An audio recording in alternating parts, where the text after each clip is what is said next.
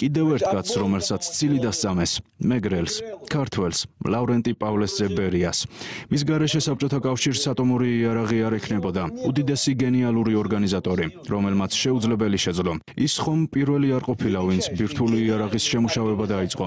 როდესაც სტალინი მიხვდა, რომ ამაზე მუშაობის დაწყება აუცილებელია, მან ლავრენტი გამოიძახა და უთხრა: გააკეთე და ლავრენტიმაც გააკეთა. ამას ვამბობ ყველა იმ უარყოფითი თვისებისგან დამოუკიდებლად, რომელიც მას ისევე ჰქონდა როგორც ყველა სხვას, მაგრამ უმძლავრესი საბჭოთა კავშირი და მისი ბირთვული ტექნიკა ლავრენტი ბერიას გარეშე წარმოუდგენელია და ესეც წაშალეს. არადა ესეც თვალსაჩინო სიმბოლოა იმისა, თუ რა მისცა საქართველომ რუსეთს. სულ ცოტა ორი დიადი პიროვნება, სტალინი და ბერია. ბერიას ცილი დასწამეს, ჯირკი მოსცხეს და მთლიანად ამოშალეს როგორც რუსეთის, ისე საქართველოს ისტორიიდან.